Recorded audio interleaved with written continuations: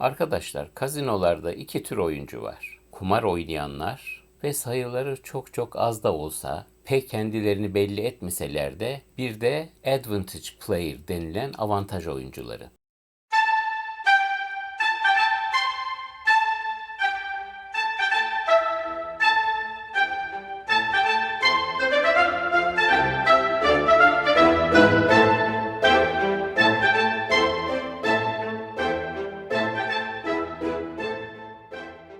Arkadaşlar, videoma başlamadan evvel her zamanki gibi videomun başındaki kumar ile ilgili yazıyı dikkate almanızı ve uymanızı önemli rica ederim.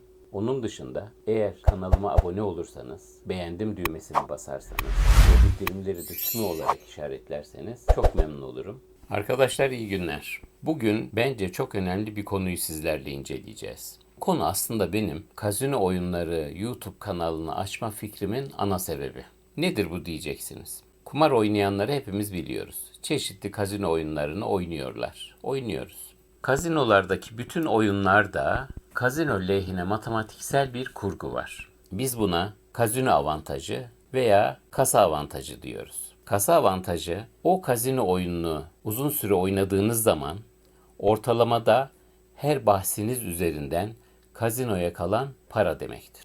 Çeşitli oyunlarda değişik kasa avantajları var kasinonun. Mesela tek sıfırlı rulette %2,70. Blackjack'te %yarımla 1,5 arası da değişiyor. Slotlarda %15'ten %3'e kadar değişik oranlar var. Bakın ne kadar büyük oran değil mi? %yarım kasa avantajı olan Blackjack ile mukayese edildiğinde slotlar 10 ile 20 misli arasında daha fazla kasinoya para kazandırıyorlar. Şimdi iki tür oyuncu var dedik değil mi? Bunların bir tanesi kumar oynayanlar, diğeri de avantaj oyuncuları. Avantaj oyuncuları nedir? Avantaj oyuncuları kazino oyunlarını oynarken kumar oynamayan, matematiği kendi lehlerine çevirebilen, kazinolardan uzun vadede para kazanan oyuncular. Avantaj oyuncuları hile yapmadan, oyun kuralları içerisinde matematiği kendi lehlerine çeviren insanlara deniyor. Hile burada yok. Peki hangi oyunlarda olabilir bu? Rulette matematiği kendi lehinize çeviremezsiniz arkadaşlar. Kendi lehimize niye çeviremiyoruz matematiği? Çünkü rulette kullanabileceğimiz bir veri yok. Kurupiye topu atıyor, top dönüyor, 37 rakamın bir tanesine konuyor ve olay bitiyor. O turun sonucu bize ondan sonraki turlar için hiçbir şey anlatmıyor arkadaşlar. Yani şimdi 23 geldi. Bir sonraki el 23 gelebilir mi gelmez mi? Hiçbir şey fark etmiyor. Şanslar aynı. Şimdi eğer 23 gelirse bir sonraki elde 23 gelebilir. Daha evvel size bahsetmiştim. 1915'teki Monte Carlo faciasını. 26 kere üst üste siyaha gelmiş top. 26 kere. Herkes her şeyini kaybetmiş. Tarihe yazılmış Monte Carlo fallacy olarak, Monte Carlo faciası olarak da yer etmiş bir olay. İşte o kazinolarda koyuyorlar ya rulet masalarının yanına işte son çıkan rakamlar siyah mı çıktı, kırmızı mı çıktı falan filan. Sanırsın ki yani bunlara bakacağım ben bir şeyler anlayacağım. Ona göre de hareket edeceğim ki kazanabileyim. Yalan. Öyle bir şey yok. Zaten öyle bir şey olsa oraya koyarlar mı o ışıklı tabelaları arkadaşlar? Hayatta koymazlar. Siz oraya baktığınız zaman 23 kırmızı gelmiş. İşte daha evvelki el siyah gelmiş. Yani oradan kullanabileceğiniz hiçbir bilgi yok. Demek ki avantaj oyuncularının avantajlı hale gelebilmeleri için matematiği kullanmaları gerekiyor. Matematiği nasıl kullanabilirler? Mesela matematiği kullandıkları oyunlardan bir tanesi Blackjack. Neden Blackjack? Çünkü Blackjack'te oynanan oyunda çıkan kartlar geri kalan kartların kompozisyonunu değiştiriyor. Çıkan kartları sayarak geri kalan kartların oyuncunun lehine mi yoksa aleyhine mi olduğunu anlayabiliyoruz arkadaşlar. Film vardı görmüşsünüzdür belki 21 değil mi? MIT talebeleri, Boston Teknik Üniversitesi talebeleri Las Vegas'a gidiyorlar falan filan. Güzel bir filmdi ama yani şimdi Boston Teknik Üniversitesi deyince dünyanın en önde gelen teknik üniversitelerinden birisi. Yani gören de şöyle düşünebilir. Ha, bu adamlar beceriyor. Demek ki böyle acayip çok iyi bilmek lazım bu matematiği falan. İlgisi yok. Blackjack'te kağıt sayma olayını arkadaşlar ilkokul birinci sınıf, hadi çok abarttım diyelim ilkokul 2. veya 3. sınıf talebesi yapabilir. Çünkü tek basamaklı artı ve eksi işlemi. Başka bir şey yok. Bölme bile yok. Sadece kaç tane küçük kağıt çıktı. Küçük kağıtlarla kasıt 2, 3, 4, 5 ve 6. Bazı oyunlarda 7 de katılıyor buna. Hangi büyük kağıtlar çıktı? 10, vale, kız, papaz, as. Ve bunların hangileri çıktığın da önemli değil. 2'den 6'ya kadar rakamlar çıktığında bir artı 1, 10'dan asa kadar çıkanlarda da bir eksi 1 ilave ediyorsunuz toplama ve toplam sonucu takip ederek bir yere gelmeye çalışıyorsunuz. Destede küçük kağıtlar azaldıkça krupiyenin yanma şansı artıyor. Sizin de kazanma şansınız artıyor. O zaman ne yapıyorsunuz? Bahisleri arttırıyorsunuz falan. Ha, bunu otomatik karıştırma makinalarıyla oynanan blackjack'te yapamazsınız. Orada da var bir sistem ama attığın taş ürküttüğün kurbağaya mı değmez derler. Başka nerede var? Her el yeniden kağıt dağıtılmasına rağmen oyunun içerisinde alacağınız kararları etkileyebilen oyunlar var. Örneğin Rus pokeri.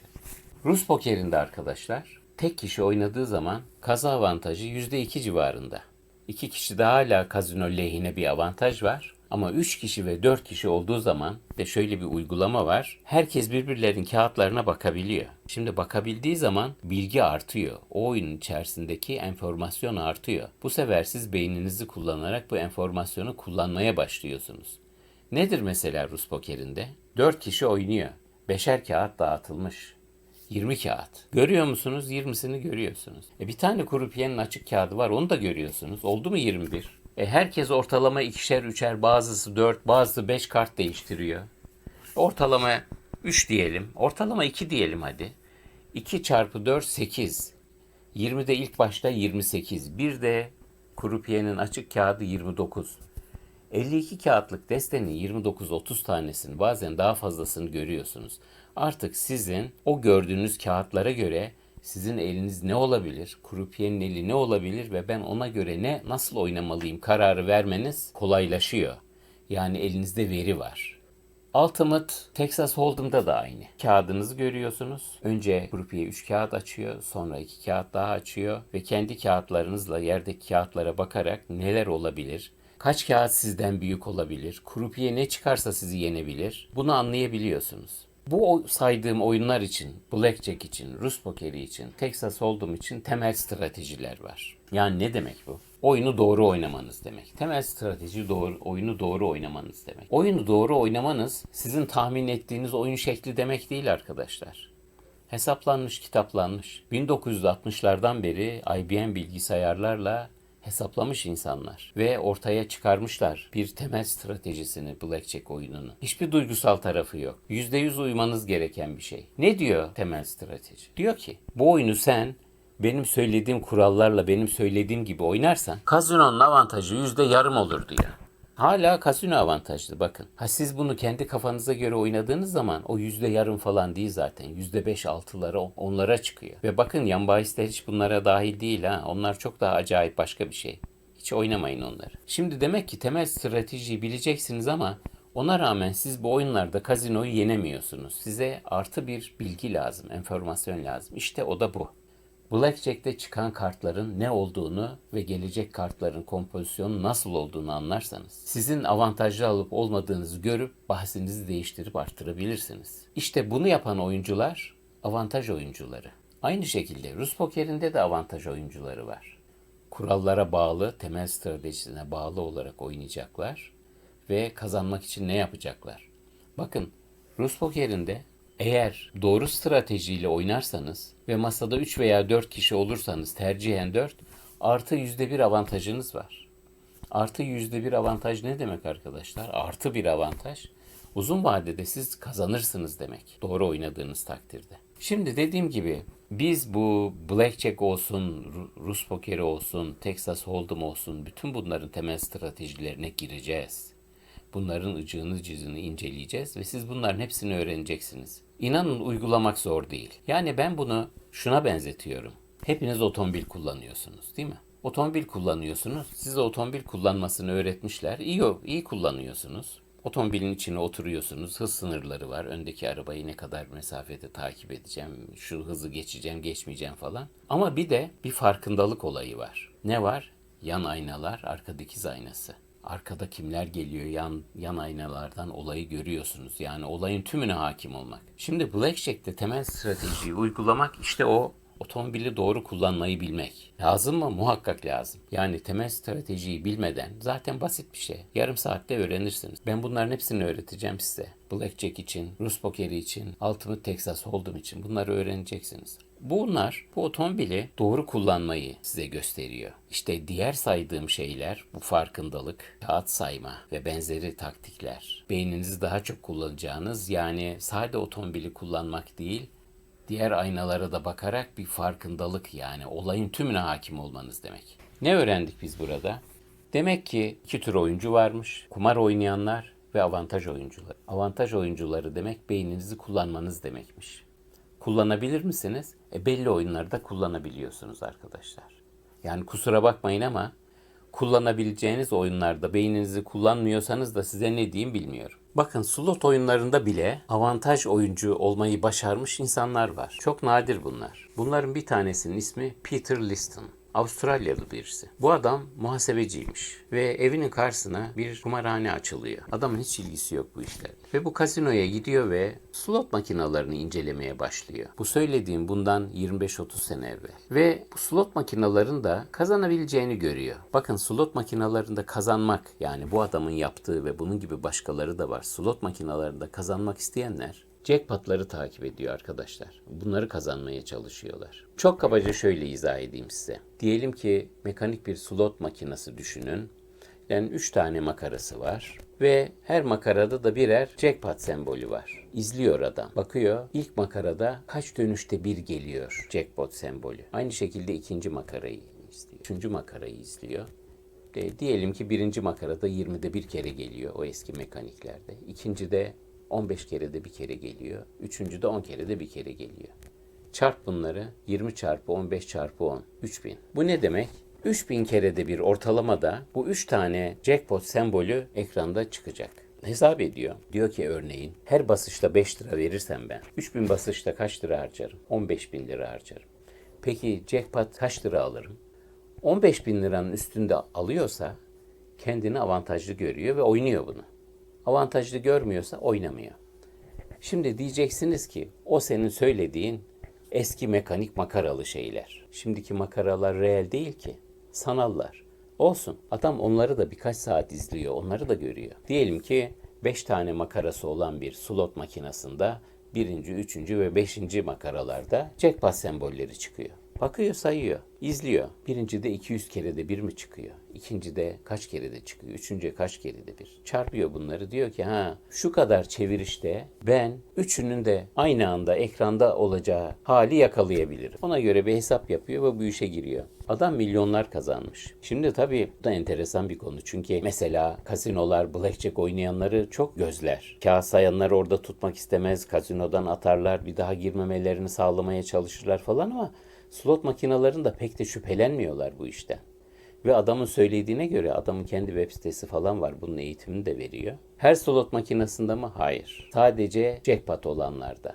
Ve her jackpot türünde mi? Hayır. Belli bir jackpot türü olanlarda bunu yapabilirim diyor. Ya must hit olacak ya da büyüyen grand jackpotlar olacak ya da belli seviyelere geldiğinde vereceğini anladığı slot makineleri olacak. Neyse, diyeceksiniz ki rulette. Rulette böyle bir şey mümkün değil arkadaşlar. Çünkü hiçbir bilgi yok. Rulet makinalarında da bunu yapmaya çalışanlar var ama onlarınki biraz enteresan. Onlar bazı rulet makinalarının kullanımdan dolayı aşınmış olduğunu tespit edebiliyorlar. Öyle bir durum varsa. Onu da mesela 7400 çeviriş izliyorlar. Bütün çıkan rakamları yazıyorlar. Kaç kere 1 geldi, kaç kere 0 geldi, kaç kere 23 geldi. Hepsini topluyorlar alta. Şimdi normalde rakam büyüdükçe bunların eşitlenmesi lazım. Onların orada belli bir matematiksel aralığı var. Standart sapma hesabıyla bunu hesap ediyorlar, varyanslarını. Ve %2 falan bir avantaj yakaladıkları zaman işte diyorlar, bakın bu sayılar 37 sayı arasında diğerlerinden %2 daha fazla geldi. O zaman onların üstüne gidip onları oynuyorlar. Neyse arkadaşlar, slot makineleri videolarımın bitmeye başladığı dönemde bizim bundan sonraki videolarımızda çizeceğimiz yönü size anlatmaya, açıklamaya çalıştım. Demek ki ne yapacağız biz? Blackjack oyununu inceleyeceğiz. Nasıl kağıt sayabiliriz'e bakacağız. Kağıt sayma metotlarına bakacağız. Kendimize nasıl bir avantaj sağlayabiliriz? Bu avantajı sağlamak için bahis büyüklüklerimiz ne olmalı ve ne kadar paramız olması lazım cebimizde ki hepsini kaybedip yok olmayalım. Tüm bunların hesapları var. Rus pokeri için aynı şeyi yapacağız. Texas Hold'em için aynı şeyi yapacağız. Yani bu 3 oyunda odaklanacağız diyebilirim. Çok meşhur bir üniversitelerden mezun olmuş olmanız, bir matematik dehası olmanız falan filan gerekmiyor. Aşağı yukarı bu söylediklerimi yapabilmek için özellikle Blackjack'te ilkokul 2 veya 3 matematiği yeterli. Tabii burada daha önemli olan sabırlı olmanız arkadaşlar. Sabır, sabır, sabır. Sistemli ve sabırlı. Evet, bu video bu kadar. İleriki konularla ilgili size bir açıklama yapma gereği duymuştum. Bunu size yaptım. Çok güzel videolar yapacağız. Birlikte bunları inceleyeceğiz arkadaşlar. Kendinize çok iyi bakın. Bir dahaki videoda görüşmek üzere. Saygılarımla. Cebinizin